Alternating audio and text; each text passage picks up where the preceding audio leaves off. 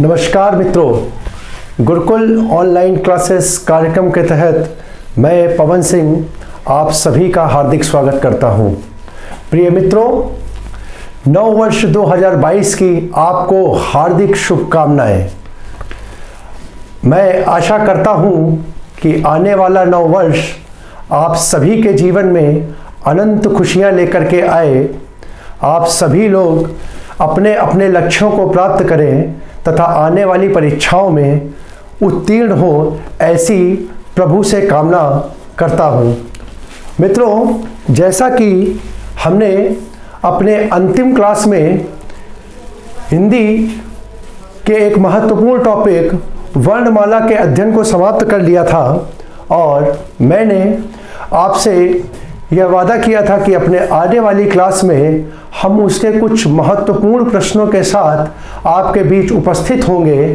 तो मित्रों, आज हम उपस्थित हैं वर्णमाला के एक अभ्यास सत्र के साथ, जिसमें आपको विगत परीक्षाओं में पूछे गए कुछ महत्वपूर्ण प्रश्नों के बारे में जानकारी प्रदान करेंगे और अन्य कुछ ऐसे प्रश्न जिनकी आगे आने वाली परीक्षाओं में पूछे जाने की संभावना है, उस पर भी हम चर्चा करेंगे। तो आइए, ज़्यादा समय को ना खराब करते हुए हम लोग अपनी चर्चा को आगे बढ़ाते हैं और वर्णमाला के कुछ अभ्यास प्रश्न के साथ अपनी चर्चा प्रारंभ करते हैं। आइए मित्रों, देखते हैं वर्णमाला का पहला प्रश्न। देखिए मित्रों, हम लोगों ने वर्णमाला के अंतर्गत पूरा समग्र अध्ययन कर लिया था। देखिए पेपर में क्वेश्चन किस तरीके से पूछे जाते हैं। अब देखिए आप लोगों के लिए क्वेश्चन कितने आसान हो जाएंगे। देखिए वर्णमाला का पहला क्वेश्चन देखिए आप इसमें है, निम्न में कंठ ध्वनियां कौन सी हैं। देखिए पहला क्वेश्चन क्या है, निम्न में कंठ ध्वनियां कौन सी हैं। तो देखिए हमने जब चर्चा की थी तो चर्चा करते समय हमने वर्णमाला के सभी वर्णों यानी स्वर और व्यंजन का विभाजन किया था। तो हमने क्या किया था कि हमने देखा था कि कंठ ध्वनि का बात करना, तो कंठ ध्वनियों में वर्णों का विभाजन कैसे था हमारा, कंठ तालुव्य मूर्धन्य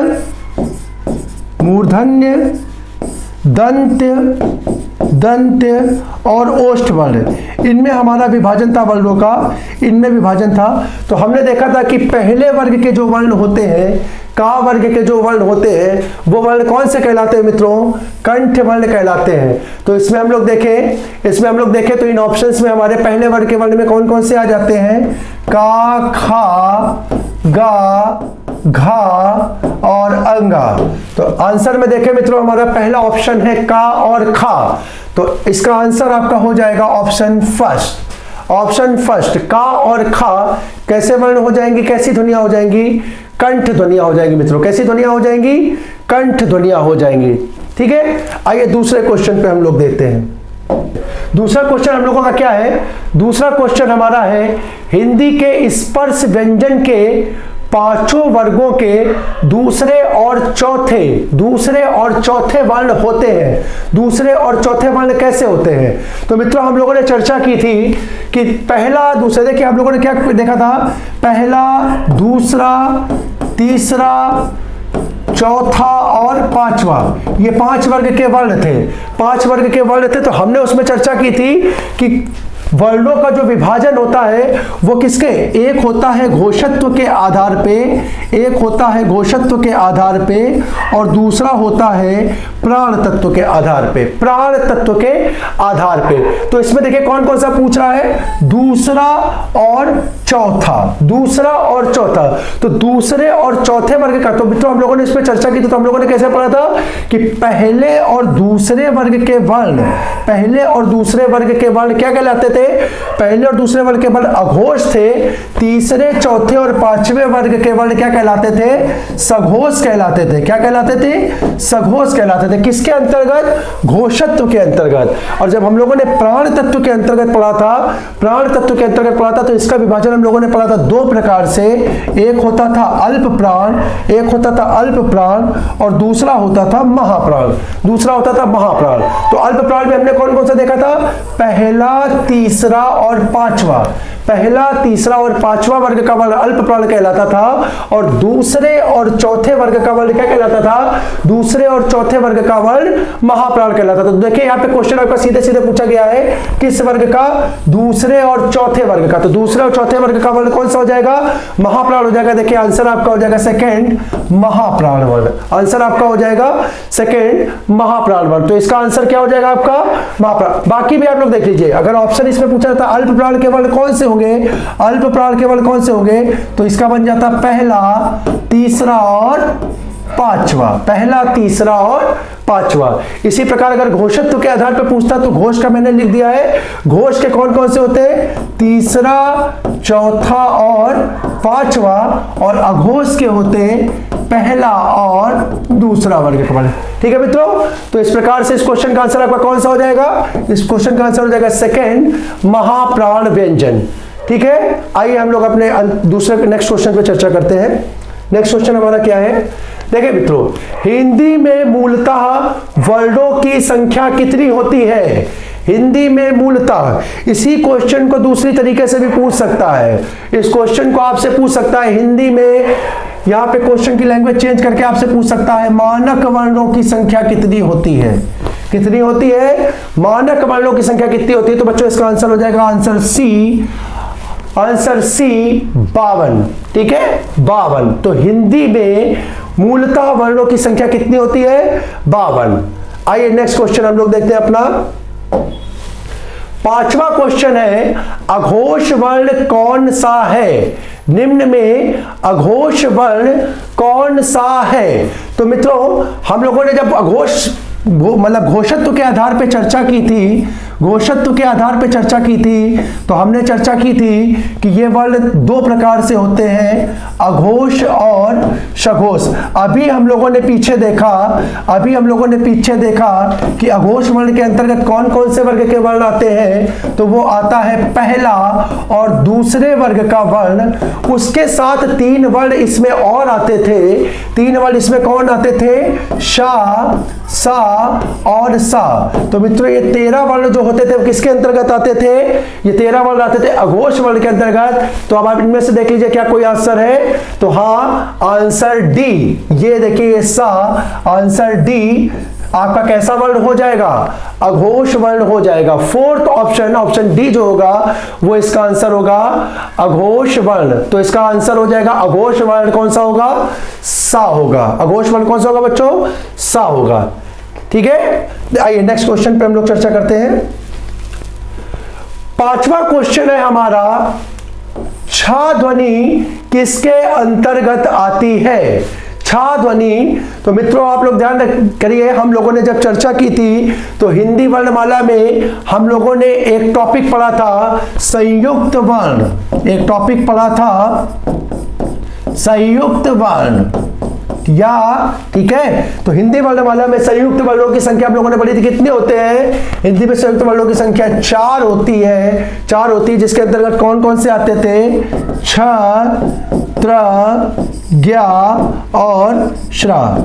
ये मित्र क्या होते थे? 4 संयुक्त वर्ण या संयुक्त व्यंजन कहलाते थे। तो इसी में से देख लीजिए आपका क्या पूछा गया है? छा पूछा गया है। तो छा हिंदी वर्णमाला का कौन सा वर्ण हो जाएगा आपका? संयुक्त वर्ण हो जाएगा। संयुक्त वर्ण हो जाएगा ऑप्शन थर्ड। और ये किसके मिल से बनता है? तो मित्रों हम इसकी चर्चा कर चुके थे कि ये का व्यंजन और शा के मिलने से बनता है। व्यंजन का और शा के मिलने से बनता है। तो इस प्रकार से इस प्रश्न का हमारा आंसर हो जाएगा ऑप्शन सी, संयुक्त वर्ण। ठीक है मित्रों, आइए नेक्स्ट क्वेश्चन पे हम लोग देखते हैं कि नेक्स्ट क्वेश्चन हमारा क्या है। सातवां क्वेश्चन है, जिन शब्दों के अंत में आ आता है, जिन शब्दों के अंत में आ आता है उन शब्दों को क्या कहते हैं? तो देखिए मित्रों, अंत का मतलब हो गया अंत, और आखिरी में आ क्या रहा है? आकार। अकार, इन दोनों शब्दों को मिला देंगे तो शब्द बन जाएगा अकारांत। ठीक है, अकारांत। तो ऐसे वर्ण जिन वर्णों का समापन आ से होता है, जिन वर्णों का समापन आ से होता है, वो क्या वर्ण कहलाते हैं? अकारांत वर्ण कहलाते हैं। कैसे वर्ण कहलाते हैं? अकारांत वर्ण कहलाते हैं। तो इसका आंसर हो जाएगा ऑप्शन फोर्थ, डी ऑप्शन हो जाएगा इसका आंसर। ऐसे वर्ण आपके क्या कहलाएंगे? इसी प्रकार ध्यान रखिए मित्रों, अगर किसी वर्ण का समापन ई से हो रहा है, किससे? ई से हो रहा है, तो वो वर्ण क्या कहलाएगा? वो वर्ण इकारांत कहलाएगा। क्या कहलाएगा? इकारांत कहलाएगा। या किसी वर्ण का समापन ऊ से हो रहा है तो वो क्या कहलाएगा? उकारांत कहलाएगा। ठीक है, उकारांत, यानी ऊ से समाप्त होने वाले वर्ण उकारांत, ई से समाप्त वर्ण होने वाले इकारांत और आ से समाप्त होने वाले वर्ण क्या कहलाएंगे? अकारांत कहलाएंगे। तो इस क्वेश्चन का आंसर आपका हो जाएगा आंसर फोर्थ, अकारांत। ठीक है मित्रों, तो देखिए क्वेश्चन वही है जो पेपरों में पूछे जा रहे हैं, लेकिन आपने उन चीजों का अध्ययन क्या किया है? एक व्यवस्थित तरीके से किया है, तो चीजें आपके लिए आसान हो गई है। आइए हम लोग अपने अगले क्वेश्चन पर चर्चा करते हैं। देखिए हमारा 8वां क्वेश्चन क्या कहलाता है? देखिए बहुत महत्वपूर्ण क्वेश्चन है, बहुत पूछा जाता है पेपरों में। सा, सा, सा और हा कौन से व्यंजन कहलाते हैं? है ना, सा और हा कौन से व्यंजन कहलाते हैं? तो हम लोगों ने सीधे सीधे पढ़ा था कि व्यंजनों का विभाजन हम लोगों ने कितने प्रकार से किया था? वो हम लोगों ने 3 प्रकार से किया था। एक स्पर्शी वर्ण, दूसरा अंतस्थ वर्ण और तीसरा संघर्षी अथवा ऊष्म वर्ण। तो इसमें हमने देखा था स्पर्शी वर्णों की संख्या कितनी होती थी? 25, अंतस्थ की 4 और संघर्षी वर्णों की संख्या 4। यानी इसके अंतर्गत हमारे आते थे शा, सा और हा। का से लेकर के पा वर्ग तक के वर्ण, का से लेकर के पा वर्ग तक के वर्ण समस्त, यानी कितने? 25 वर्ण ये आपके किसके अंतर्गत आते थे? स्पर्शी। और अंतस्थ के अंतर्गत आपके आते थे 4 वर्ण। कौन कौन से? या, रा, ला और वा। तो मित्रों देखिए इसका आंसर क्या हो जाएगा? आपसे पूछा गया सा और हा, तो सा वर्ण कौन से हो जाएंगे? संघर्षी वर्ण हो जाएंगे। ऑप्शन हो जाएगा ऑप्शन आपका थर्ड, संघर्षी वर्ण हो जाएंगे, ऑप्शन थर्ड। अगर ऑप्शन में आपका संघर्षी नहीं होगा तो ध्यान रखिएगा यहां मिलेगा आपको ऊष्म वर्ण भी आपको दे सकता है, ऊष्म वर्ण भी आपसे यहां पे पूछ सकता है। तो ये सा हा कैसे वर्ण हो जाएंगे आपके? संघर्षी या ऊष्म वर्ण हो जाएंगे। ठीक है मित्रों, देखिए आइए नेक्स्ट क्वेश्चन पे हम लोग चर्चा करते हैं। देखिए तुरंत देखिए आंसर बताइए इसका। आंसर देखिए, स्वर ध्वनि के प्रकार कितने होते हैं? स्वर ध्वनि के प्रकार। तो जब हम लोगों ने स्वरों का विभाजन किया था तो उसमें देखा था स्वर का कितने प्रकार से विभाजन किया गया था? तो हमने देखा था 3 प्रकार से विभाजन था। कौन कौन सा? दीर्घ, ह्रस्व और प्लुत। दीर्घ, ह्रस्व और प्लुत। तो ये 3 प्रकार के स्वरों का विभाजन हमने किया था। तो इस क्वेश्चन का आंसर आपका हो जाएगा उपयुक्त तीनों, ह्रस्व, दीर्घ और प्लुत।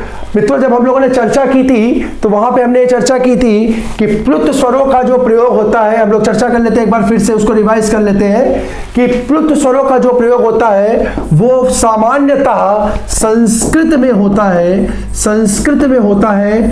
ठीक है, और हिंदी वर्णमाला में जो हमारे वर्ण हैं उनका विभाजन मुख्य रूप से दो यानी किसके अंतर्गत? ह्रस्व और दीर्घ स्वरों के अंतर्गत किया गया है। लेकिन वर्णमाला में इनका विभाजन कितने प्रकार से किया गया है? 3 प्रकार से किया गया। तो इसका आंसर आपका क्या हो जाएगा? आंसर हो जाएगा आपका आंसर फोर्थ, डी ऑप्शन हो जाएगा। तो स्वरों का विभाजन का आंसर हो जाएगा उपयुक्त तीनों में। आइए अपने अगले क्वेश्चन को देखते हैं। नेक्स्ट क्वेश्चन देखते हैं, हिंदी वर्णमाला में व्यंजनों की संख्या कितनी है? अभी हम लोग पीछे देख के आए थे मित्रों। देखिए हमने चर्चा की थी व्यंजनों का विभाजन कितने प्रकार से किया गया? 3 प्रकार से। स्पर्शी वर्णों की संख्या 25, ठीक है, अंतस्थ वर्णों की संख्या 4 और संघर्षी वर्णों की संख्या 4, तीनों को हमने जोड़ दिया। देखिए यहां पे क्वेश्चन में थोड़ा सा संशोधन किया जा सकता है। देखिए क्वेश्चन में यह भी आपसे पूछ सकता है, एक चीज याद रखिएगा, वर्णमाला में व्यंजनों की संख्या के साथ यहां पे क्वेश्चन आपसे ऐसे भी पूछ सकता है कि हिंदी वर्णमाला में मूल व्यंजनों की संख्या कितनी होती है। देखिए एक क्वेश्चन आपकी लैंग्वेज इस तरीके से भी पूछ सकता है, हिंदी वर्णमाला में मूल व्यंजनों की संख्या कितनी होती है। तो उसका आंसर भी आपका यही बनेगा, हिंदी वर्णमाला में जो मूल व्यंजन होते हैं वो यही 25 स्पर्शी, अंतस्थ और संघर्षी वर्णों को मिला करके हमारे व्यंजन बनते हैं। संघर्षी को मिला करके हमारे व्यंजन बनते हैं। तो हिंदी वर्णमाला में मूल व्यंजनों अथवा व्यंजनों की संख्या कितनी हो जाएगी? संख्या हो जाएगी आपकी 33। ऑप्शन सी, थर्ड ऑप्शन आपका इसका सही हो जाएगा मित्रों। तो इस प्रकार से ये ध्यान रखिएगा, यहाँ पे क्वेश्चन आपसे मूल वर्ड को भी लगा के भी पूछ सकता है, मूल व्यंजन को लगा के। जैसे हम लोग एक क्वेश्चन और रिवाइज कर ले कि हम लोग यहाँ पे व्यंजनों की बात कर रहे हैं, तो ऐसे ही हम लोगों ने स्वरों में देखा था, हम लोगों ने पढ़ा था कि मूल स्वर, हम लोगों ने पढ़ा था मूल स्वर। तो मूल स्वरों की संख्या कितनी होती है मित्रों? मूल स्वरों की संख्या होती है 4। मूल स्वरों की संख्या कितनी होती थी? 4, जो कि क्या क्या होता था? आ, ई, उ और री। आ, ई, उ और री। इसी प्रकार से हिंदी वर्णमाला में मूल व्यंजन कितने होते हैं? 33, जिसमें 25 स्पर्शी, 4 अंतस्थ और 4 संघर्षी व्यंजन आते हैं। ठीक है मित्रों, नेक्स्ट क्वेश्चन हम लोग अपना देखते हैं। नेक्स्ट क्वेश्चन देखते हैं, छा ध्वनि का उच्चारण स्थान क्या है? तो देखिए मित्रों, बहुत आसानी से आप देख लीजिए, आपके पास मैंने ट्रिक दी थी KTM 2, कंठ, तालुव्य, मूर्धन, दंत और ओष्ठ। इसी सीक्वेंस पे आप लोग लिख लीजिए, इसी सीक्वेंस पे आप लोग लिख लीजिए। पहला वर्ग कौन सा? का वर्ग, दूसरा वर्ग चा वर्ग, तीसरा वर्ग टा वर्ग, चौथा वर्ग ता वर्ग और पांचवा वर्ग पा वर्ग। पांचवा वर्ग पा वर्ग। तो यहां पे आपसे वर्ण पूछ रहा है छा। छा कहां पे आएगा? देखिए चा के आगे आता है छा, तो देख लीजिए छा किसके साथ आ रहा है? ये टी। टी का मतलब हो गया तालुव्य। टी का मतलब क्या हो गया? तालुव्य। तालुव्य वर्ण। तो छा ध्वनि का उच्चारण स्थान क्या हो जाएगा? उच्चारण स्थान हो जाएगा option C. Option C, third इसका सही ऑप्शन होगा। थर्ड इसका सही ऑप्शन हो जाएगा, तो आपका आंसर हो जाएगा इसका सी। ठीक है मित्रों, तालुव्य ध्वनि। यहां पे आपसे क्वेश्चन बदल भी सकता है। देखिए यहां पे छा के साथ क्या क्या ला सकता है?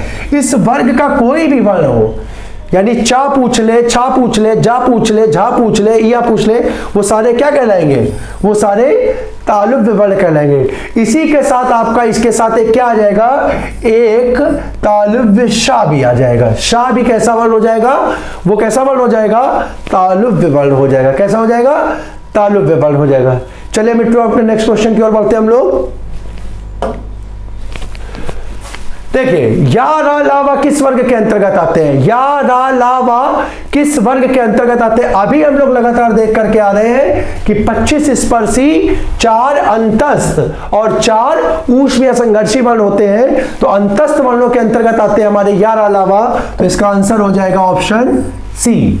और देखिए मित्रों, आप लोगों को अभी ये सरल क्वेश्चन लग रहे होंगे, लेकिन नहीं, ये सभी वो क्वेश्चन है जो किसी ना किसी रूप में परीक्षा में आपसे पूछे जाते रहे हैं। किसी ना किसी रूप में परीक्षा में आपसे पूछे जाते रहे। क्वेश्चन का सामना आप जब अनसॉल्व्ड देखेंगे या पुराने प्रैक्टिस सेट लगाएंगे तो देखेंगे क्वेश्चन आप लोगों को वहां पे प्राप्त होंगे। ठीक है, तो क्या है कि हम लोगों ने उसका अध्ययन इस तरीके से किया है कि वो चीजें हम लोगों के सामने एकदम आसानी से आ रही हैं। ठीक है, तो देखिए उसको आसानी से हम लोग एक एक लाइन में सॉल्व करते चले जा रहे हैं। यार अलावा किस प्रकार के वर्ण हो गए? अंतस्थ वर्ण हो गए। तो इसका आंसर हो गया ऑप्शन सी हो गया बच्चों। ठीक है, नेक्स्ट क्वेश्चन देखते हैं। नेक्स्ट क्वेश्चन है, हिंदी की बा ध्वनि है। बा ध्वनि, अब बा को आप देखिए कहां पे आता है? बा ध्वनि फिर से हम लोग लिख लेते हैं। देखिए पूछा वही गया, तो हम लोगों ने क्या लिखा? KTM 2। अब बा आता है पा, फा, बा, भा, मा। पा, फा, बा, भा, मा। तो जरा इसको देख लीजिए, का, चा, टा, ता, ता और पा। यानी इस वाली लाइन में क्या मिलेगा आपको, पा फा बा, पा फा बा। तो देखिए बा का स्थान आपका कहां पे आया, बा का स्थान आपका आया ओ पे, तो ध्वनि कौन सी हो जाएगी, ध्वनि हो जाएगी ओष्ठ। तो इसका आंसर आपका हो जाएगा ओष्ठ ध्वनि। कैसी ध्वनि हो जाएगी, ओष्ठ ध्वनि। तो बा आपका कैसा वर्ण हो जाएगा, बा आपका ओष्ठ ध्वनि हो जाएगी या ओष्ठ वर्ण हो जाएगा। ठीक है मित्रों, नेक्स्ट क्वेश्चन देखते हैं हम लोग। 14 क्वेश्चन देखिए, निम्नलिखित ध्वनियों में कौन सी दंत्योष्ठ ध्वनि है। ये देखिए महत्वपूर्ण क्वेश्चन आया मित्रों, दंत्योष्ठ ध्वनि। जब मैंने आपको पढ़ाया था तो वहां पे मैंने आपको लिखवा दिया था कि वाक को जब हम लोग विभाजन कर रहे थे तो वाक को हम लोगों ने अलग तरीके से लिख लिया था। और देखिए जब वाक आप उच्चारण करते हो तो आप उच्चारण करिए, तो देखिए जब आप वाक का उच्चारण करेंगे तो वाक का उच्चारण करते समय आपकी जीभ जो होगी ना, आपके जो दांत होंगे, दांत जो होंगे वो आपके ओठों को स्पर्श करेंगे। किसको स्पर्श करेंगे, ओठों को स्पर्श करेंगे। देखिए बोलिए वाह, वाह बोलेंगे तो ऊपर के दांतों ने नीचे के ओठ को दबाया। तो वाह का उच्चारण करते समय हमारे किन दो वर्णों का प्रयोग हुआ, किन दो अंगों का प्रयोग हुआ, दंत का और ओष्ठ का। इन दो अंगों का प्रयोग हुआ, दंत और ओष्ठ का। इन दोनों को मिला देंगे तो शब्द बन जाएगा दंतोष्ठ। कैसा बन जाएगा, दंतोष्ठ। तो मित्रों वाह हमारी ध्वनि कैसी हो जाएगी, वाह हमारी दंतोष्ठ ध्वनि। यही आपसे पूछ रहा था, दंतोष्ठ ध्वनि क्या है। दंतोष्ठ यानी जिसके उच्चारण में क्या हो, दांत और ओठ का प्रयोग हो। जिसके उच्चारण में दांत और ओठ का प्रयोग हो तो वह ध्वनि आपकी हो जाएगी वाह। यानी आंसर आपका हो जाएगा आंसर 4, चौथा ऑप्शन हो जाएगा, डी ऑप्शन हो जाएगा इसका, इस क्वेश्चन का दंत ओष्ठ। ठीक है ना। देखिए आप उसका उच्चारण करिए, उच्चारण करिए। देखिए वाह को बोलते समय नीचे वाले ओठ दांतों से दबेंगे, दांतों से दबेंगे। तो दो अंग आपके प्रयोग हो रहे हैं, दांत और ओठ। तो इसी कारण इसको क्या बोला जाता है, दंतोष्ठ ध्वनि या दंतोष्ठ वर्ण बोला जाता है। आइए अगला क्वेश्चन देखते हैं अपना। अगला क्वेश्चन है हमारा, वर्णमाला किसे कहेंगे। देखिए सबसे पहली लाइन मैंने आपको लिखवाई थी, सबसे पहली लाइन लिखवाई थी। और आश्चर्य की बात होगी, आप लोगों को लग रहा होगा कि सर ने सीट में इतना सरल क्वेश्चन क्यों रख दिया, ये तो एकदम बेसिक सा क्वेश्चन है, बच्चों का क्वेश्चन है। नहीं मित्रों, जब आप अनसॉल्व उठाएंगे तो देखेंगे कई परीक्षाओं में इस क्वेश्चन को पूछा गया है कि वर्णमाला किसे कहते हैं। और यही 4 ऑप्शन होते हैं, शब्दों का समूह, वर्णों का संकलन, शब्द गणना, या ऑप्शन इसके साथ कुछ बदल सकते हैं, या वर्णों का व्यवस्थित समूह। तो इसका आंसर हम लोगों ने आपको परिभाषा में नोट्स में लिखवा रखा है, बता रखा है। आप लोगों को एक व्यवस्थित नोट्स बनवाए गए थे कि वर्णों के व्यवस्थित समूह को वर्णमाला कहते हैं, वर्णों के व्यवस्थित समूह को। यानी इसका answer 4th option, D option इसका आंसर हो जाएगा। वर्णों का व्यवस्थित समूह क्या कहलाता है, वर्णमाला कहलाता है। ठीक है, वर्णों का व्यवस्थित समूह वर्णमाला कहलाता है। अगला क्वेश्चन देखते हैं हम लोग, 15वां क्वेश्चन देखिए। 15वां क्वेश्चन हम लोगों का कौन सा है, हिंदी की शा ध्वनि है। देखिए शा ध्वनि है, अभी हम लोगों ने पीछे चर्चा की थी। पीछे जब हम लोगों ने चर्चा की थी तो देखिए इसी प्रकार से हम लोग लिख लेते हैं, कंठ तालुव्य मूर्धन दंत्य और ओष्ठ, कंठ तालुव्य मूर्धन दंत्य और ओष्ठ। जब मैंने आपको पढ़ाया था तो यहां पढ़ा दिया था कि का से लेकर के पा वर्ग के सभी वर्ण, ठीक है, एक लाइन से आ जाएंगे। पा वर्ग के सभी वर्ण एक लाइन से आ जाएंगे। उसके बाद जब हम लोग चर्चा करते थे अंतस्थ और संघर्षी या ऊष्म वर्णों की, तो उसका हम लोग विभाजन कैसे करते थे, तो हम लोग उसको करते थे कि पहली पंक्ति को हम छोड़े और जब संघर्षी वर्णों की बात करते थे तो हम क्या करते थे कि यहां से स्टार्ट करते थे सा, शा और सा। ठीक है ना, ये 3 वर्ण हम लोग रख लेते थे और बचा अंतिम वर्ण तो उसको हम लोग ले जाते थे ऊपर हा, है हाँ। तो इस प्रकार से जब हम लोग देखते थे तो देखते थे हमारा ये शा वर्ण कहां पे मिलता है, शा वर्ण हमको मिलता है टी। टी का मतलब हो गया तालुव्य, टी का मतलब हो गया तालुव्य। ठीक है ना, तो सा हमारी ध्वनि कैसी हो जाएगी, तालुव्य ध्वनि हो जाएगी। कैसी ध्वनि हो जाएगी मित्रों, तालुव्य ध्वनि हो जाएगी। तो इस प्रश्न का आंसर हो जाएगा ऑप्शन बी, सेकेंड ऑप्शन तालुव्य। शा हमारी ध्वनि तालुव्य ध्वनि हो जाएगी। आइए अगले क्वेश्चन पे चर्चा करते हैं। किस वर्ण का उच्चारण स्थान कंठ तालु है, कंठ तालु। देखिए महत्वपूर्ण क्वेश्चन, इसमें क्या करेंगे हम लोग, यानी वो वर्ण हमारा जो हो रहा होगा उसका उच्चारण स्थान क्या होगा, उसका उच्चारण स्थान हमारा होगा, उसका उच्चारण स्थान हमारा होगा कंठ तालुव्य। यानी कंठ और तालु दोनों अंगों का प्रयोग हो रहा होगा उस वर्ण के उच्चारण में। कंठ और तालु दोनों वर्णों का उच्चारण हो रहा होगा उसके उच्चारण में। तो देखिए हम लोग जब यहाँ पे वर्ण हमारे दिए हुए हैं तो यहाँ पे हम लोग देखते हैं, तो जब चर्चा करेंगे तो देख लेते हैं कि ये ओ जो है वो किसके मिलने से बनता है। ओ जो है वो बनता है आ और ऊ के मिलने से, आ और ऊ के मिलने से, ठीक है। और ए जो है वो बनता है आ और ई के मिलने से, आ और ई के मिलने से। ये तो हम लोगों ने संधि में पढ़ लिया था, ठीक है। अब जरा इनकी भी चर्चा कर लेते हैं। हा जो है वो अभी हम पीछे पढ़ के आए हैं कि ये कैसा वर्ण था। हा जो है वो अभी हम पीछे पढ़ के आए हैं कि हा कैसा वर्ण था। हा हमारा कंठ वर्ण था। कैसा वर्ण था? कंठ वर्ण। अभी हम लोगों ने पीछे देखा था हा कैसा वर्ण था, कंठ वर्ण था। छा की चर्चा भी हम लोग विगत प्रश्नों में कर चुके हैं, यानी दूसरी पंक्ति में चा छा जा जा आता है तो ये कैसा वर्ण हो जाएगा? तालुव्य वर्ण हो जाएगा। ये कैसा वर्ण हो जाएगा मित्रों? तालुव्य वर्ण हो जाएगा, ठीक है। हमसे ना ही कंठ पूछ रहा है और ना ही तालुव्य पूछ रहा है। हमसे पूछ क्या रहा है?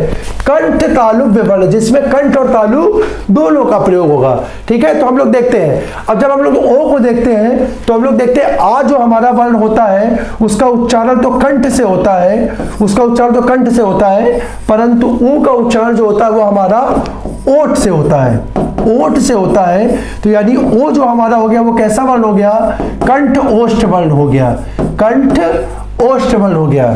तो मित्रों हमारा आंसर बनेगा ए इसका आंसर बनेगा, यानी आ और ई।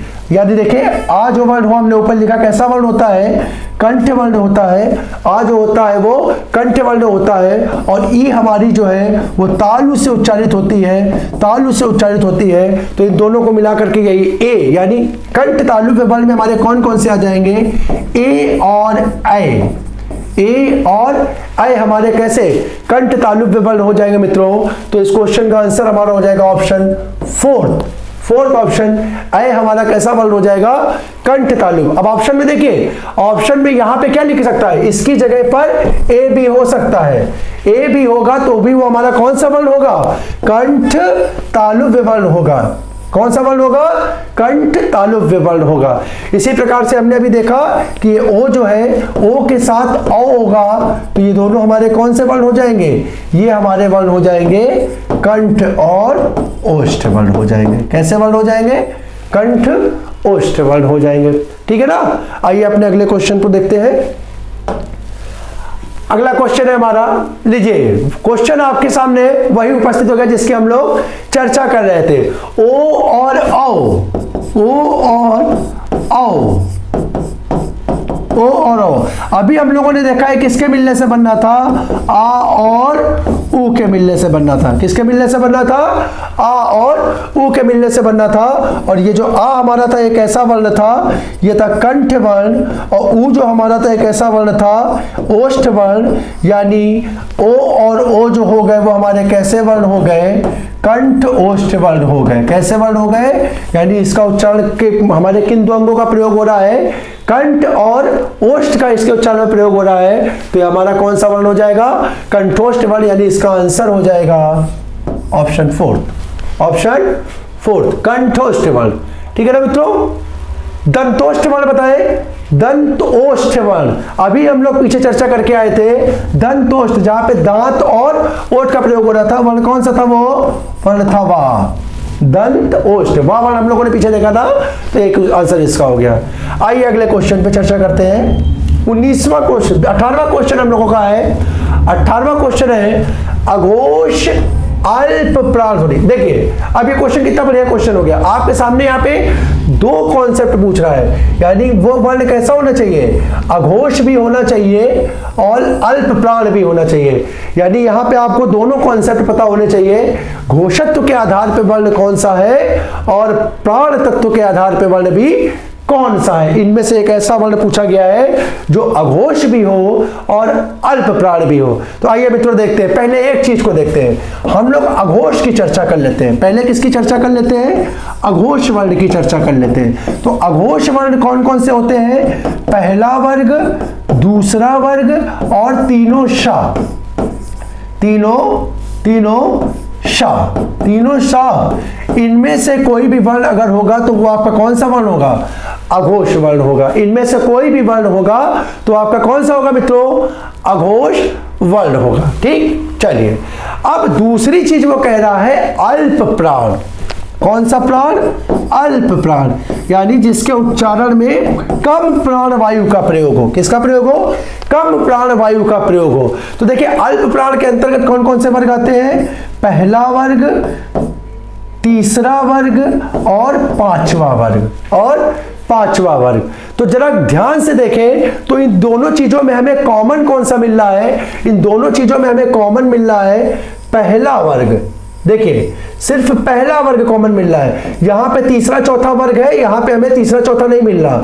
यहां पे दूसरा वर्ग है, यहां हमें दूसरा वर्ग नहीं मिल रहा। यानी हमारा जो आंसर होगा वो पहले वर्ग का ही कोई वर्ण होगा। पहले वर्ग का ही कोई वर्ण होगा। अब जब हम जरा अपने ऑप्शन में देखते हैं तो झा देखिए, चा छा जा झा, ये चौथे वर्ग का वर्ण है तो ये हमारा आंसर नहीं होगा। ये हमारा आंसर नहीं होगा। ये हमारा लिखा है ढा, टा ठा डा ढा, टा ठा डा। ये ढा जो हमारा लिखा है ये हमारा किस वर्ग का वर्ण है? चौथे वर्ग है। ढा है ढक्कन वाला, ढा से ढक्कन वाला है, ये हमारा चौथे वर्ग का वर्ण हो जाएगा। ठीक है, और जा जो है वो कौन सा है? जा हमारा है जा, चा छा जा, चा छा जा, ये हमारा तीसरे वर्ग का वर्ण है तो ये भी हमारा आंसर नहीं होगा।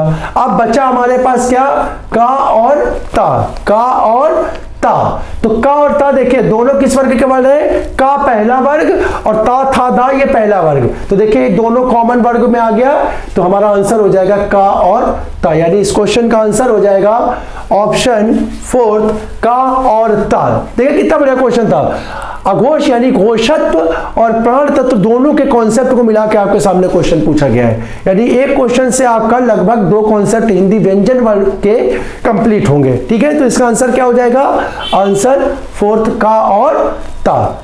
आइए अगले क्वेश्चन पे चर्चा करते हैं। 19वां क्वेश्चन फिर से आ गया। दा ध्वनि का उच्चारण स्थान, तुरंत बताइए दा ध्वनि का उच्चारण स्थान कौन सा होता है? ता था दा, ता था दा। आप निकाल लीजिए KTM 2। ठीक है, और यहां पे लिख लिया का चा टा ता और पा। तो ये किस लाइन में आ रहा है? देखिए ता था दा, ता था दा। दा देखिए कौन सा वर्ण हो गया? दंत, दी मतलब दंत वर्ण हो गया। आंसर हो गया आपका ऑप्शन सेकंड। ठीक है, दा कैसा वर्ण हो गया आपका? दंत वर्ण हो गया। दा कैसा वर्ण हो गया आपका? दंत वर्ण हो गया। अगला क्वेश्चन देखते हैं। मूर्धन्य ध्वनि नहीं है, मूर्धन्य ध्वनि नहीं है। देखिए मूर्धन्य ध्वनि नहीं है, इस पे हम लोग चर्चा करते हैं। देखिए क्या लिखा है? मूर्धन्य ध्वनि आपकी नहीं है तो हम लोग जब करते हैं तो क्या करते हैं? KTM 2। ठीक है, फिर से लिख लिया। ये चीजें देखिए बार बार आप लिखेंगे, जितनी बार आप इसको लिखेंगे, जितनी बार इसका अभ्यास करेंगे उतनी चीज आपके लिए आसान होगी, उतनी ज्यादा चीजें आपको याद होती चली जाएंगी। ठीक है, जितना कलम आप यहाँ पे चलाएंगे, घर पे प्रैक्टिस करेंगे, पेपर में उतनी ही आपकी गलती होने की संभावनाएं कम होगी। तो आप लोग इससे बिल्कुल संकोच ना करिए, बार बार लिखिए, बार बार KTM 2 करिए, ताकि ये क्या हो, आपके माइंड में बस जाए, माइंड में पूरी तरीके से याद हो जाए। ठीक है ना। देखिए देखते हैं हम लोग मूर्धन्य वर्ण कौन सा? टा वर्ग के सभी वर्ण, टा वर्ग के। तो टा वर्ग के वर्ण कौन कौन से होते हैं भाई? ता, ठा, दा, ढा, अड़ा। टा ठा डा ढा अड़ा। तो जरा यहां पे देखिए ये टा है, ठीक है, ये मूर्धन्य वर्ण का वर्ण हो गया, ठा हो गया, डा हो गया। नेक्स्ट आया हमारा अड़ा। ठीक है ना, अड़ा। ये अड़ा जो होता है मित्रों, ये मूर्धन्य वर्ण ना होकर के कैसा वर्ण होता है? द्विगुण वर्ण होता है। कैसा? द्विगुण, या इसी को हम लोग उच्छिष्ट वर्ण भी बोलते हैं। हमने आपको वर्णमाला के अंतिम में पढ़ाया था कि हिंदी वर्णमाला में दो द्विगुण अथवा दो उच्छिष्ट वर्ण होते हैं। दो द्विगुण अथवा उच्छिष्ट वर्ण होते हैं, जो कौन कौन से होते हैं? रा और अढ़ा। रा और आढ़ा। तो देखिए हिंदी वर्ण वाले में कौन सा मूर्धन्य वर्ण के अंतर्गत नहीं आएगा, ये कौन सा आंसर हो जाएगा, फोर्थ ऑप्शन हो जाएगा आपका, फोर्थ ऑप्शन आएगा। ये वर्ण कैसा हो जाएगा आपका, द्विगुण अथवा उच्छिष्ट वर्ण हो जाएगा। बाकी के तीनों वर्ण जो होंगे वो आपके किसके अंतर्गत आ जाएंगे, मूर्धन्य वर्ण के अंतर्गत। किसके अंतर्गत आ जाएंगे, मूर्धन्य वर्ण के अंतर्गत। अगला क्वेश्चन देखते हैं हम लोग। अगला क्वेश्चन देखिए क्या कह रहा है। अगला क्वेश्चन कह रहा है निम्नलिखित में से कौन सी व्यंजन ध्वनियां स्पर्श और संघर्षी, स्पर्शी संघर्षी। ये बहुत महत्वपूर्ण क्वेश्चन है आप लोगों के लिए। देखिए बच्चों यहां पे ना ही स्पर्शी पूछ रहा है और ना ही संघर्षी पूछ रहा है, बल्कि वो पूछ रहा है कौन सी ध्वनियां स्पर्शी संघर्षी होती है, कौन सी ध्वनियां स्पर्शी संघर्षी होती है। तो याद कर लीजिए मित्रों, हिंदी वर्णमाला में 4 वर्ण स्पर्शी संघर्षी होते हैं, 4 वर्ण स्पर्शी संघर्षी होते हैं, 4 वर्ण स्पर्शी संघर्षी वर्ण होते हैं, जो होते हैं चा छा, चा छा, जा और झा, चा छा, जा और झा। 4 वर्ण आपके स्पर्शी संघर्षी होते हैं। तो स्पर्शी संघर्षी वर्णों की संख्या 4 हो जाएगी और वो वर्ण कौन से होंगे, वो वर्ण होंगे ऑप्शन ए, ऑप्शन ए चा छा जा झा आपके कैसे वर्ण हो जाएंगे, स्पर्शी संघर्षी वर्ण हो जाएंगे। कैसे वर्ण हो जाएंगे, स्पर्शी संघर्षी वर्ण हो जाएंगे। ठीक है मित्रों, नेक्स्ट देखिए, निम्नलिखित व्यंजनों में कौन सा महाप्राण है। ठीक है, क्या करना हमें, महाप्राण देखना है। तो महाप्राण क्या बताया था मैंने, पहला वर्ग, दूसरा वर्ग, तीसरा वर्ग, चौथा वर्ग और 5वां वर्ग। ठीक है, पहला, दूसरा, तीसरा, चौथा और 5वां, इन 5 वर्गों में महाप्राण कौन सा होता है, तो दूसरे वर्ग के व्यंजन और 5वें वर्ग के ये व्यंजन क्या कहलाते हैं, आपके महाप्राण कहलाते हैं। क्या कहलाते हैं, महाप्राण कहलाते हैं। यानी या तो दूसरे वर्ग का कोई व्यंजन हो या चौथे वर्ग का कोई व्यंजन हो, तो वहां पर कौन सा हो जाएगा, महाप्राण हो जाएगा। तो देखिए बंधु इसमें कौन सा है, ये का जो है ये किस वर्ग का व्यंजन है, पहले वर्ग का है, तो ये नहीं होगा। गा जो है ये तीसरे वर्ग का है, तो ये भी अल्प प्राण हो जाएगा। ये बना हुआ है आपका अंगा, अंगा जो है ये 5वें वर्ग का है, तो ये भी आपका आंसर नहीं होगा। बचा आपका ठा, टा ठा, टा ठा, ये कौन से वर्ग का है, दूसरे वर्ग का है। और दूसरे और चौथे वर्ग के व्यंजन कौन से होते हैं, महाप्राण व्यंजन होते हैं। तो आंसर हो जाएगा, आंसर आपका answer D, option D, fourth. ठीक है, डी ऑप्शन हो जाएगा इसका आंसर फोर्थ। आइए अगले क्वेश्चन पे चर्चा करते हैं। अगला क्वेश्चन हमारा कह रहा है निम्नलिखित में से कौन सा स्वर समव्रत है, कौन सा स्वर समव्रत है। तो मित्रों आइए देखें, हम लोग देखते हैं समव्रत और विव्रत, है ना।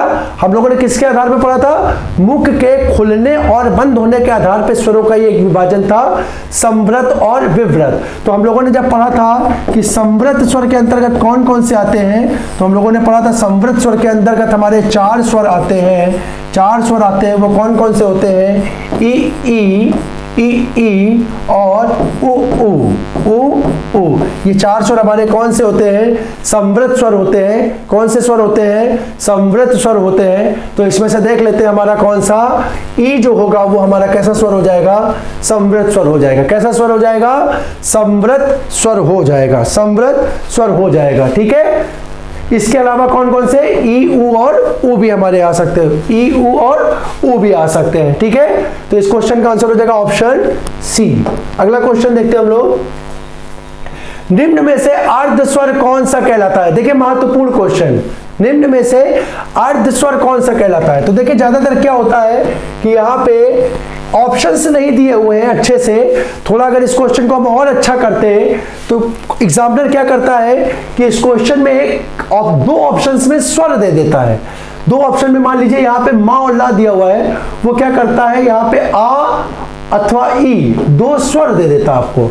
ठीक है ना, आ और ई दोनों छोटे दे देता, तो उसमें क्या करता है, या मान लीजिए इसकी जगह री दे देता, इसकी जगह री दे देता, तो वहां पे बच्चे के मन में क्या जाता है, सबसे पहले बालक के मन में जाता है कि यहाँ पे अगर स्वर की बात हो रही है तो वहां कोई व्यंजन नहीं होगा, वहां कोई व्यंजन नहीं होगा, यानी वहां कोई स्वर होना चाहिए, ठीक है, कोई स्वर का वर्ण होना चाहिए।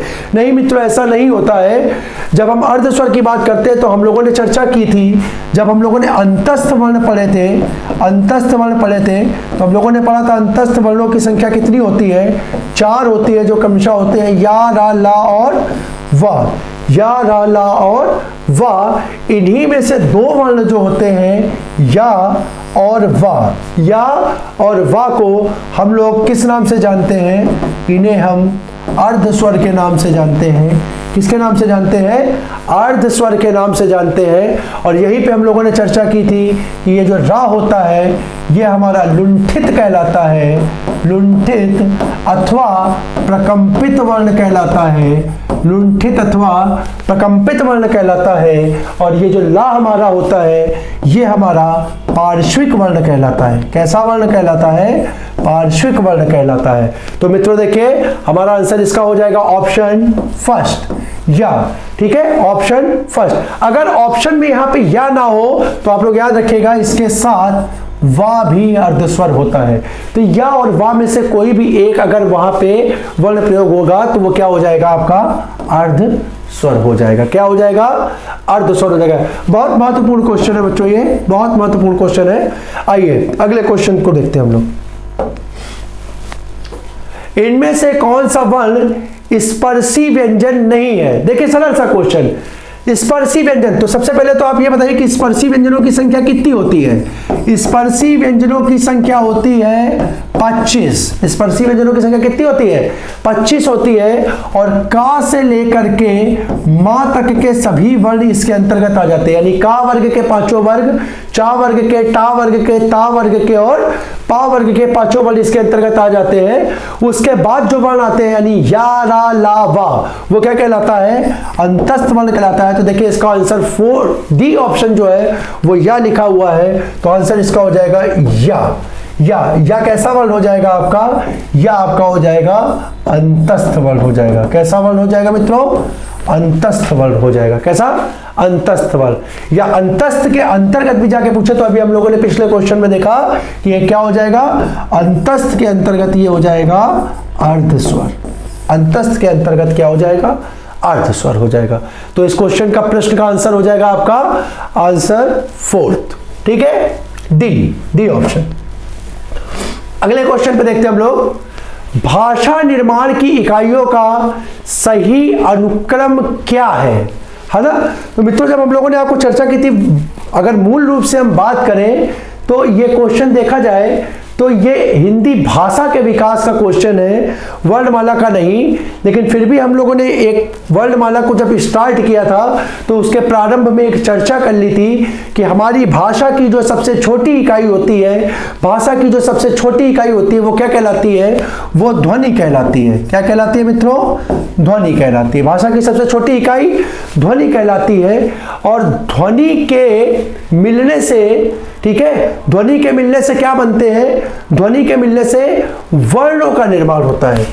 किसका निर्माण होता है, वर्ण का। और जब वर्ण मिलते हैं तो वर्णों के मिलने से क्या बनता है, शब्द बनते हैं। वर्णों के मिलने से शब्द बनते हैं, शब्द, ठीक है। शब्दों का ही समूह पद कहलाता है। और एक पद के जब कई पद आपस में इकट्ठा होते हैं तो वो मिलकर के क्या बनाते हैं, वाक्य बनाते हैं। वो मिलकर के क्या बनाते हैं बच्चों, वाक्य बनाते हैं। तो देखिए भाषा के विकास का सही क्रम हमारा क्या है, वो ये है, ध्वनि सबसे छोटी, उसके बाद वर्ण, वर्ण के बाद शब्द, शब्द के बाद पद और पद के बाद वाक्य। तो जरा हम ऑप्शन को चेक करते हैं। तो देखिए जब सबसे छोटी इकाई हमारी ध्वनि, हमें मालूम है ध्वनि है, तो यहां पे देखिए ध्वनि शब्द के बाद आ रही है, तो ये अनुक्रम हमारा गलत हो गया, ये अनुक्रम हमारा गलत हो गया। फिर हम लोग यहां पे देखते हैं शब्द के बाद वाक्य। देखिए शब्द के बाद पद होता है और पद के बाद वाक्य होता है, तो ये आंसर भी हमारा गलत हो गया, ये आंसर भी हमारा गलत हो गया। अब देखिए ध्वनि बीच में और पद सबसे पहले, है ना, तो ये कोई आंसर भी हमारा गलत हो गया। हमारे पास एक ऑप्शन बचा डी, यानी देखिए सबसे छोटी इकाई ध्वनि। अब अगर देखें तो यहां पे क्या किया गया, इन दोनों के बीच की एक इकाई जो कि क्या होती है, वर्ण होती है, उसका यहां पे क्या कर दिया गया है, लोप कर दिया गया है। लेकिन फिर भी अगर हम अपना क्रम देखें तो ये हमारे क्रम में बढ़ रहा है, यानी सबसे छोटी ध्वनि है, ध्वनि से बड़ी शब्द, शब्द से बड़ी पद और पद से बड़ी वाक्य। तो यही सीक्वेंस, यही क्रम जो हमारा होगा वो सार्थक या उचित अनुक्रम हो जाएगा और यही हमारे क्वेश्चन का आंसर हो जाएगा। लेकिन मित्रों हम लोग इस चीज का ध्यान रखेंगे कि ध्वनि और शब्द के बीच में भी हमारी एक इकाई होती है जिसको हम किस नाम से जानते हैं, वर्ण के नाम से जानते हैं, वर्ण के नाम से जानते हैं।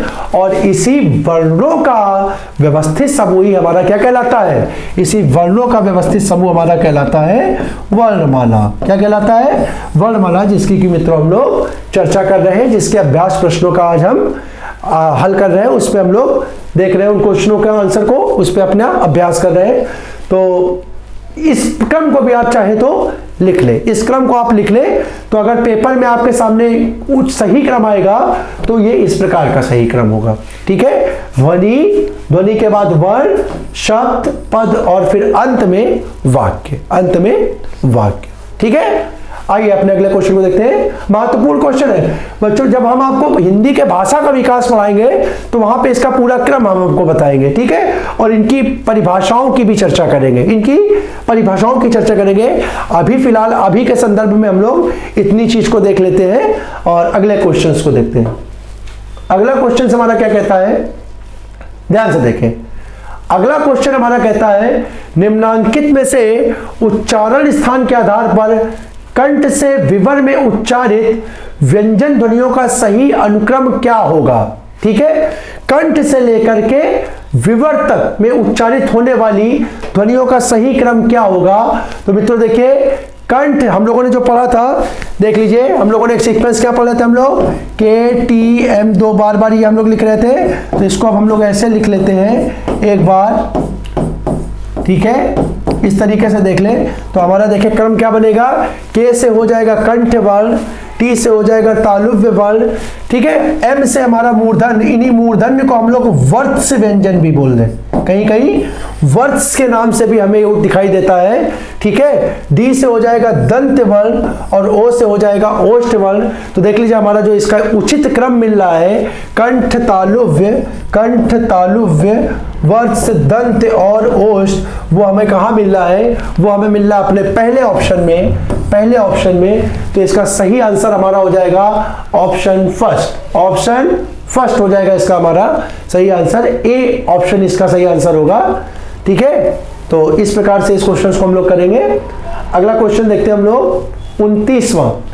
श्रा एक संयुक्त व्यंजन है। ठीक है, हम लोगों ने 4 संयुक्त व्यंजन पढ़े थे, हम लोगों ने क्या पढ़े थे, 4 संयुक्त व्यंजन या संयुक्त वर्ण पढ़े थे। क्या क्या थे, छ, त्र, ज्ञ और श्र, है ना, छ, त्र, ज्ञ और श्र। तो हम लोगों ने पढ़ा था कि ये 2 व्यंजनों के मेल से बनने वाले व्यंजन है, यानी 2 असमान व्यंजनों के मेल से बनने वाले व्यंजन है, जिसमें छा जो है वो हमारा किसके मेल से बनता है, का और शा के मेल से बनता है, त्रा जो है वो ता और रा के मेल से बनता है, ज्ञा जो है वो जा और इया के मेल से बनता है, और श्रा जो है वो शा और रा के मेल से बनता है। ये शा कौन सा आपका, ये शा आपका हो जाएगा सलजम वाला शा, शा और रा के मेल से बनता है। तो आपसे आपका पूछ रहा है कि श्रा देखिए हमसे पूछ रहा है, तो श्रा हमारा कौन सा हो जाएगा, देखिए शा और रा किस ऑप्शन में है, ये आपका ऑप्शन सी, थर्ड ऑप्शन इसका आंसर हो जाएगा, शा और रा। ठीक है ना, तो इस प्रकार से क्वेश्चन भी हमारा सॉल्व हो जाएगा मित्रों। 29 क्वेश्चन, अगला क्वेश्चन देखते हैं हम लोग। स्वरों के उच्चारण में, स्वरों के उच्चारण में लगने वाला समय, स्वरों के उच्चारण में लगने वाला समय क्या कहलाता है। तो स्वरों का हम लोगों ने जब पढ़ा था तो स्वरों का विभाजन पढ़ा था, स्वरों का विभाजन पढ़ा था, तो हमने उसको पढ़ा था स्वरों का उच्चारण में लगने वाला समय अथवा मात्रा के आधार पे, तो स्वरों के उच्चारण में लगने वाला समय कहलाता है ऑप्शन फर्स्ट मात्रा। ठीक है, मात्रा के आधार पे हम लोगों ने स्वरों का विभाजन तीन प्रकार से किया था, या मात्रा के आधार पे तीन प्रकार से किया था। वो कौन कौन से थे? एक मात्रिक स्वर, द्विमात्रिक स्वर और त्रिमात्रिक स्वर। एक मात्रिक स्वर, द्विमात्रिक स्वर और त्रिमात्रिक स्वर। तो इस प्रश्न का आंसर हमारा क्या हो जाएगा मित्रों? इस प्रश्न का आंसर हो जाएगा हमारा ऑप्शन ए। तीसरा क्वेश्चन देखिए, प्रयत्न के आधार पर ला। अभी हम लोगों ने देखा था, लास्ट क्वेश्चन पे हम लोग देख रहे थे कि चार वर्ण हमारे जो अंतस्थ थे उनका विभाजन, वो वर्ण कौन कौन से थे? या, रा, ला और वाह। या, रा, ला और वाह, जिसमें से या और वाह क्या कहला रहे थे? आपके अर्ध स्वर कहला रहे थे। क्या कहला रहे थे? अर्ध स्वर। रा जो था वो आपका क्या था? लुंठित या प्रकंपित वर्ण, लुंठित या प्रकंपित वर्ण। और ला जो था वो हम लोगों ने लिखा था कैसा वर्ण? पार्श्विक वर्ण। कैसा वर्ण? पार्श्विक वर्ण। तो मित्रों ला हमारा कैसा, प्रयत्न के आधार पर ला हमारा कैसा वर्ण हो जाएगा? आंसर हमारा हो जाएगा ऑप्शन ए। ला हमारा हो जाएगा पार्श्विक वर्ण हो जाएगा, पार्श्विक वर्ण। ठीक है, आइए अगला क्वेश्चन देखते हैं हम लोग। उच्छिप्त व्यंजन का अभी हम लोगों ने चर्चा की थी। हिंदी वर्णमाला में उच्छिप्त, इसी को हम दूसरे किस नाम से जानते हैं? इसी को हम लोग जानते हैं द्विगुण के नाम से। किसके नाम से जानते हैं? द्विगुण के नाम से। और हम लोग अपने पिछली क्लास में चर्चा कर चुके हैं कि हिंदी वर्णमाला में द्विगुण अथवा उच्छिप्त व्यंजनों की संख्या कितनी होती है? द्विगुण अथवा उच्छिप्त व्यंजनों की संख्या 2 होती है। जो कौन कौन से होते हैं? वो होते हैं रा और अढ़ा। रा और अढ़ा, ये दो हमारे कौन से होते हैं? द्विगुण अथवा उच्छिप्त व्यंजन कहलाते हैं। तो देखिए यहाँ पे हमारा आंसर हो जाएगा ऑप्शन डी ऑप्शन हमारा हो जाएगा उच्छिप्त व्यंजन अथवा द्विगुण व्यंजन। उच्छिप्त व्यंजन अथवा द्विगुण व्यंजन हो जाएंगे हमारे रा और अढ़ा। ठीक है, अगले क्वेश्चन को देखते हैं हम लोग। अगला क्वेश्चन है हमारा, भाषा विज्ञान की दृष्टि से ऊ किस प्रकार का स्वर है? देखिए ये भी बहुत बढ़िया क्वेश्चन आया। जैसे हम लोगों ने एक क्वेश्चन पिछला कोई सॉल्व किया था जहां पे दो कॉन्सेप्ट हमारे लग रहे थे व्यंजन के संदर्भ में, घोष का और प्राण तत्व का, दोनों का लग रहा था। इस प्रकार से हम लोगों ने स्वरों का विभाजन भी किया था। किसके आधार पे? 4 प्रकार से हम लोगों ने स्वरों का विभाजन किया था। किसके आधार पे किया था हम लोगों ने किया था एक मात्रा के आधार पे, एक किया था जीभ के उच्चारण स्थान के आधार पे, एक किया था ओठों की बनावट के आधार पे, और एक किया था मुख के खुलने और बंद होने के आधार पे। तो मित्रों आइए इसमें से हम लोग देखते हैं। इसमें क्वेश्चन पूछा गया है ऊ किस प्रकार का स्वर है? ऊ किस प्रकार का? ऑप्शन देखिए, ऑप्शन इसमें दे रहा है पश्च विव्रत, अग्र विव्रत, अग्र संवृत और पश्च संवृत। तो मित्रों हम लोग पहले चर्चा कर ले तो देख लें कि यहाँ पे अग्र और पश्च की बात कर रहा है। अग्र और पश्च की बात कर रहा है तो हम लोग पहले ये ध्यान देंगे कि अग्र और पश्च का विभाजन जो हम लोगों ने पढ़ा था वो किसके अंतर्गत पढ़ा था? तो मित्रों अग्र और पश्च का विभाजन हम लोगों ने पढ़ा था जीभ के अंतर्गत, यानी जीभ का उच्चारण स्थान के आधार पे हम लोगों ने स्वरों का विभाजन 3 प्रकार से किया था, अग्र, पश्च और मध्य। अग्र, पश्च और मध्य। तो मित्रों हम लोग जब बात करते हैं ऊ की तो ध्यान से करें, अगर जीभ के उच्चारण स्थान के आधार पे देखेंगे, जीभ के उच्चारण स्थान के आधार पे, तो ये विभाजन था अग्र, मध्य और पश्च। अग्र, मध्य और पश्च। तो पश्च स्वर ऊ जो हमारा था वो किसके अंतर्गत जा रहा था मित्रों? वो ऊ जो था वो पश्च के अंतर्गत जा रहा था। ऊ किसका था? पश्च के अंतर्गत, यानी ऊ के साथ क्या क्या था? छोटा ऊ, बड़ा ऊ, पश्च के अंतर्गत छोटा ऊ, बड़ा ऊ, ओ और औ और आ। क्या? आ। ये 4 वर्ण हमारे किसके अंतर्गत जा रहे थे? पश्च वर्ण के अंतर्गत। किसके अंतर्गत जा रहे थे? पश्च वर्ण के अंतर्गत। ठीक है ना मित्रों, तो यहाँ पे एक चीज तो हमें पता चल गई कि ऊ जो वर्ण है वो हमारा कौन सा है, पश्च वर्ण था। कैसा वर्ण था, पश्च वर्ण था। तो यहाँ पे देखिए पश्च वर्ण होने के कारण यहाँ पे आपके दो आंसर तो हट गए। ठीक है ना, आपके दो आंसर तो यहाँ से सीधे सीधे हट गए। ठीक है ना, अब आपके पास क्या क्या बचा, आपके पास बचा दो ऑप्शन, यानी आपका आंसर या तो ए होगा या आपका आंसर डी होगा, ए होगा या आपका आंसर डी होगा। तो अब हम लोग दूसरे क्वेश्चन पे चर्चा करते हैं, यानी विवृत और संवृत। विवृत और संवृत, तो जब हम विवृत और संवृत की चर्चा करते हैं तो ये हमारा विभाजन था किसके आधार पे, मुख के खुलने व बंद होने के आधार पे। किसके आधार पे, मुख के खुलने व बंद होने के आधार पे मित्रों विभाजन था। ठीक है, तो मुख के खुलने और बंद होने के आधार पे कितने प्रकार से बांटा गया था, वो बांटा गया था दो प्रकार से, एक था संवृत स्वर और दूसरा था विवृत स्वर।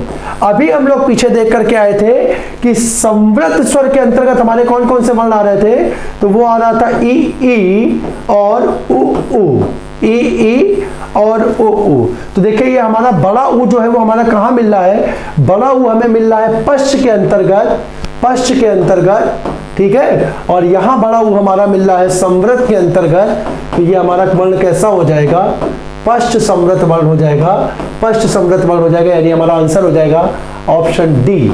डी आंसर हो जाएगा इसका, पश्च संवृत स्वर। बहुत अच्छा क्वेश्चन है। देखिए ये क्या है कि ये क्या करता है, अगर आपको कॉन्सेप्ट पता है, जितना देखिए नोट कितनी आसानी से इसको निकाला है। ठीक है, हमें अलग अलग करके कॉन्सेप्ट पढ़ा था, दोनों को हमने उठा करके जोड़ दिया और हमारा आंसर मिल गया।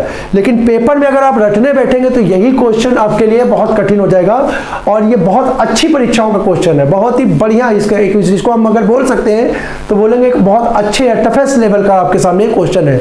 लेकिन अगर आपके कॉन्सेप्ट देखे क्लियर है तो बहुत आसानी से आप क्या कर पा रहे हैं कि इसको एक एक करके व्यवस्थित करके बड़ी आसानी से इस क्वेश्चन का आंसर निकाल पा रहे हैं। ठीक है मित्रों, अगले क्वेश्चन को देखते हैं हम लोग। अगला क्वेश्चन हमारा क्या कहता है, हिंदी वर्णमाला में अंग और आहा क्या है।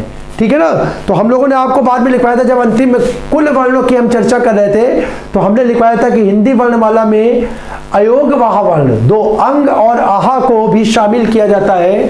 तो अंग और आहा जो है वो दो कैसे वर्ण हैं, अयोग वाह वर्ण है।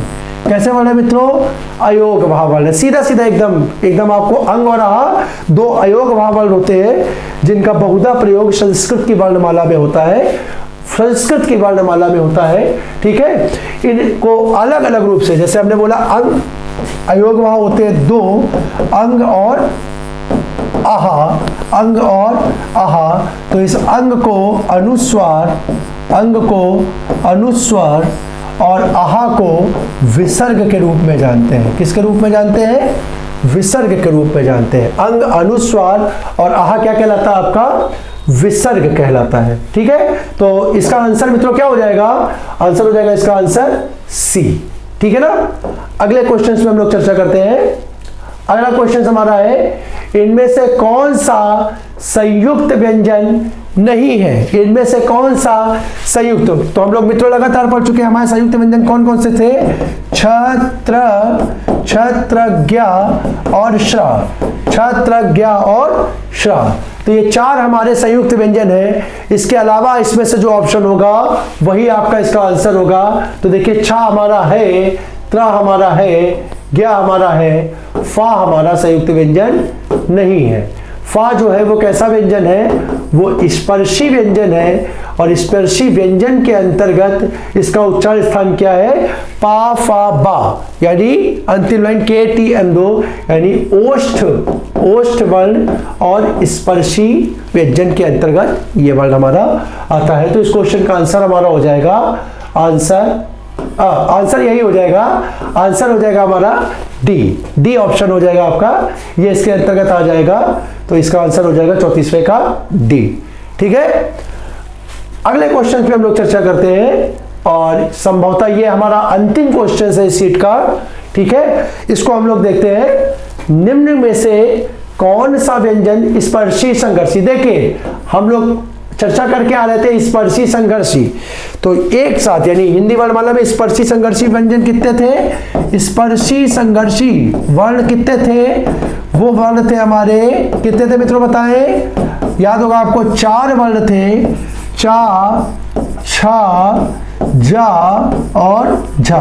ये 4 हमारे क्या थे? स्पर्शी संघर्षी वर्ण थे। तो ऑप्शन में हम लोग देख लेंगे, तो फर्स्ट ऑप्शन जा, फर्स्ट ऑप्शन देखिए यहाँ पे जा आ रहा है, तो ये हमारा स्पर्शी संघर्षी वर्ण हो जाएगा। इसका आंसर हो जाएगा ऑप्शन फर्स्ट ऑप्शन हो जाएगा।